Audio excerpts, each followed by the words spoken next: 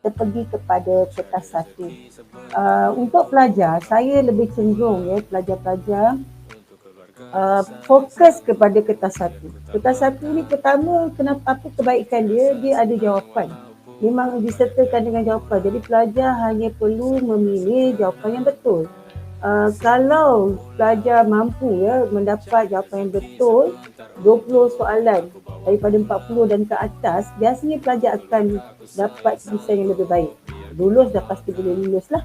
Dan kalau kita lihat satu soalan untuk kertas satu ni, markah dia adalah 0.75. Sebab dia 40 soalan, dia jadi 30 markah, 30%. Jadi satu soalan tu jatuh kepada 0.75. Jadi bermakna markah dia tinggi untuk satu soalan. Dan kita lihat macam mana pelajar, kenapa kita pentingkan kertas satu. Sebab bila kita sebut sejarah, memang kita perlu adakan fakta. Saya tak nafikan pelajar ada di kalangan pelajar kata, cikgu saya tak pandai buat ayat. Masalahnya ayat tu anda boleh dapat, anda boleh buat jika anda ada fakta. Pertama tu sebab kenapa saya dorong pelajar buat soalan objektif. Dan macam mana anda nak membuat soalan objektif?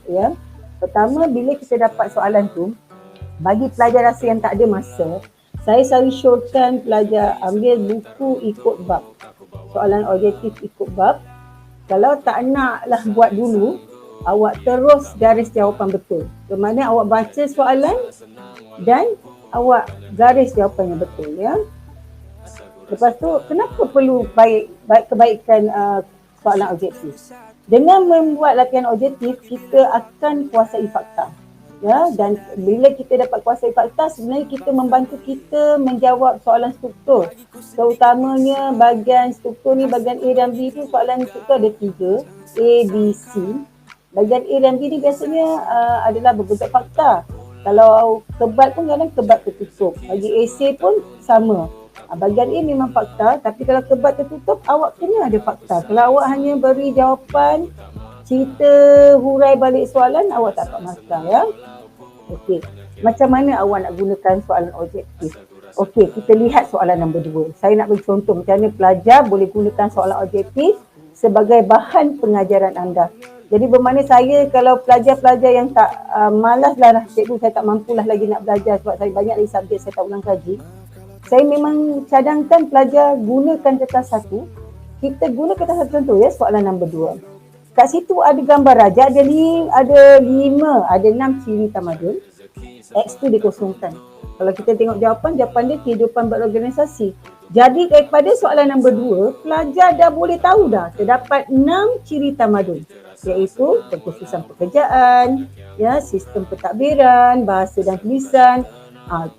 Jadi semua maklumat ni kita boleh gunakan sama ada keluar soalan struktur ke, soalan esei ke, boleh digunakan. Begitu juga soalan nombor 3, 4 dan 5. Daripada soalan 3, 4 dan 5, bila kita garis jawapan, maklumat yang kita peroleh kat situ adalah maksud tamadun daripada konsep Islam, iaitu lahiriah dan rohaniah. Islam juga melihat dari segi tata susila yang tinggi, ketinggian tata susila. Jadi dalam Islam, tamadun itu bukan saja meliputi luaran lahiriah, tapi juga rohaniah. Jadi dengan menjawab soalan objektif, sebenarnya awak kumpulkan, awak boleh dapat isi point untuk jawab periksa sebenarnya untuk soalan struktur ataupun esei. Dan awak bolehlah buat ayat untuk menyambungkan cerita kita tersebut. Next. Kita lihat Mesopotamia. Ini antara tajuk yang ditegaskan dalam soalan SPM. Banyakkan negeri-negeri ni fokus Mesir dan termasuklah Mesopotamia. Contoh macam mana kita berinteraksi dengan kertas satu. Dan pelajar, bila kita dah gariskan jawapan betul untuk tajuk tu, tengok soalan 1 yang ada dia kata pintu gerbang sebagai lambang kekayaan. Jawapan dia lambang kekayaan. Jadi kalau pelajar rajin atau pelajar kata saya tak nak dah belajar banyak kali, awak cari bahan buku nota yang lain, duduk sebelah awak. Bila awak buat bab 1, awak buka lah nota bab 1 tu. Dan bila awak buka, awak boleh tambahkan bahan-bahan seperti kubu dekat kota Mesopotamia tu, ada kubu pertahanan, ada istana, ada rumah kediaman, ada rumah kedai. Dan jadi ke situ, bila awak dah tambah nota awak dah tambah dengan nota tambahan. Jadi awak boleh tengok ya, tengok soalan nombor 2 tu pintu gerbang lambang kekayaan. Nombor 2 yang bawah, SPM ulangan 2003 tu dia cerita pasal sistem pentadbiran Mesopotamia iaitu sistem teokrasi, di mana teokrasi bermaksud raja dianggap Tuhan ataupun wakil Tuhan. Jadi pelajar, bila kita gabungkan jawapan-jawapan tadi, kita dapat idea tentang asas kerajaan Mesopotamia. Bermaksud Mesopotamia ni ada bab kota, ada pintu gerbang, dan kota dia ada istana, ada kebun pertahanan. Bila keluar esei pasal asas pembentukan kerajaan Mesopotamia, sekurang-kurangnya anda dah ada isi dah. Dan biasa bagian esei yang pertama tu, ya, yang soalan-soalan pendek, esei pendek ni 4 markah je. Dan daripada poin-poin tadi tu, anda dah boleh dapat lebih daripada 4 markah. Dan terusnya, ini pasal Mesopotamia juga. Yang gambar raja tu zigurat, ya. Zigurat ni menjalankan upacara keagamaan. Kalau you cari nota tambahan, zigurat juga merupakan rumah ibadat, pusat perdagangan, simpan khazanah. Ya, lepas tu kita ada kod Undang-Undang Hammurabi. Untuk kod Undang-Undang Hammurabi tu jawapan dia berteraskan hak dan keadilan. Lepas tu kita tak cari tambahan. Terdapat 200 yang tengok dekat bahagian kuning tu yang saya highlight kotak dia. Dia ada 282 undang-undang, denda setimpal, berbeza mengikut susunan patuh masyarakat, dipahat pada tembok. Pelajar, kalau soalan esei tanya sumbangan Mesopotamia dengan bantuan soalan objektif dan sedikit penambahan isi yang awak peroleh daripada nota-nota awak, yang awak catat dekat soalan objektif tu juga.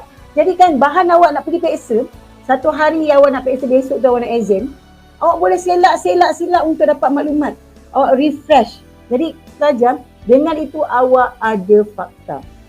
Bila ada fakta, keluarlah soalan apa pun, awak tak ada masalah untuk mendapat fakta. Jadi kat sini kan awak dah boleh jawab esei dah. Sumbangan Mesopotamia. Zigurat, apa fungsi zigurat? Zigurat sebagai rumah ibadat, pusat perdagangan. Lepas tu kita jual Undang-Undang Hammurabi. Ini antara sumbangan kerajaan Mesopotamia. Ya, terdapat. Awak urailah yang saya kata tambahan dekat highlight kuning tersebut.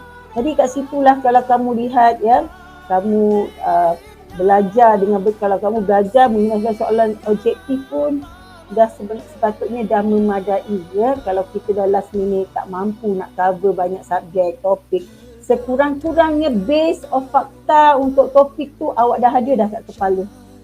Boleh jawab esei ya. Okay, next.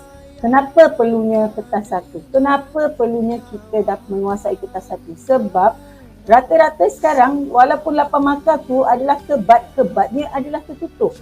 Contoh kita ambil soalan nombor 4. Perasaan perkauman mempunyai persamaan dengan semangat asabiah.